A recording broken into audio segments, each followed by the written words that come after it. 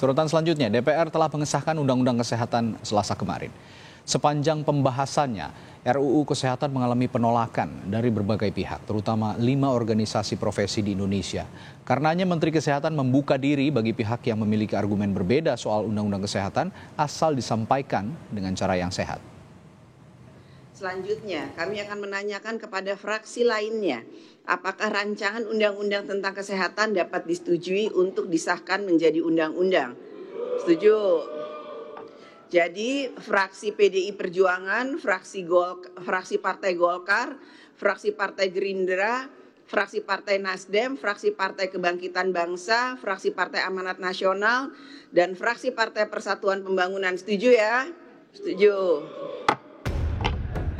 Selasa 11 Juli 2023, Undang-Undang Kesehatan disahkan DPR.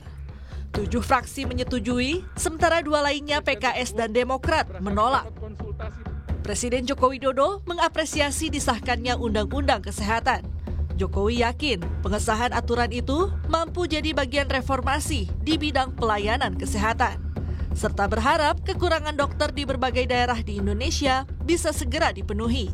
Undang-undang kesehatan kita harapkan setelah dievaluasi dan dikoreksi di DPR, saya kira akan memperbaiki reformasi di bidang pelayanan kesehatan kita, dan akan kita harapkan kekurangan dokter bisa lebih dipercepat, kekurangan spesialis bisa dipercepat. Saya kira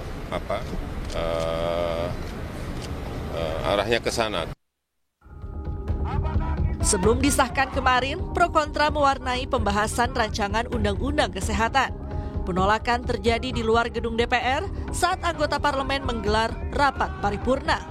Para tenaga kesehatan ini mengancam akan mogok nasional jika RUU Kesehatan disahkan DPR.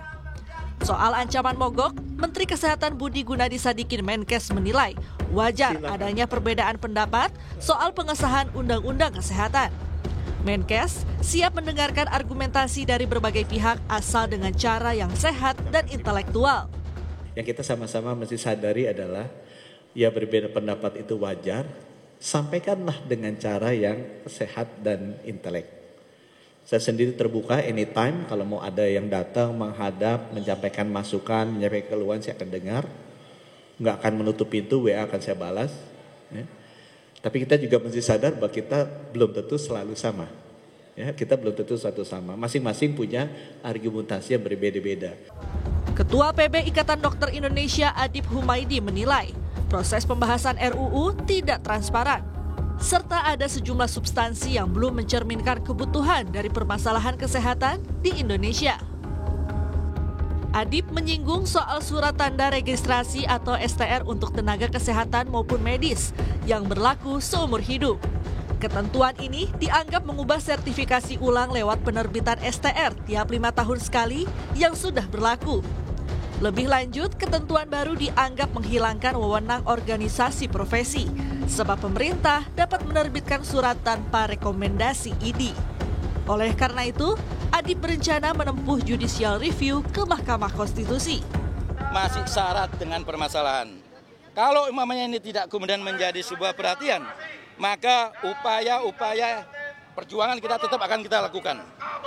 Kita akan tetap mengawal terkait dengan proses hukumnya. Apakah itu Mahkamah Konstitusi melalui judicial review? Apakah upaya untuk mendorong pencabutan undang-undang?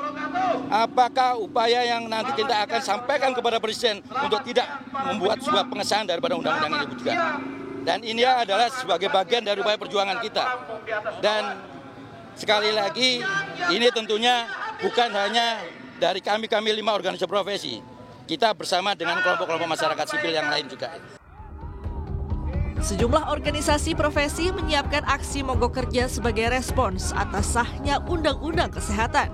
Namun, opsi terbaik agar tidak merugikan pelayan kesehatan tentu saja melalui mekanisme konstitusional.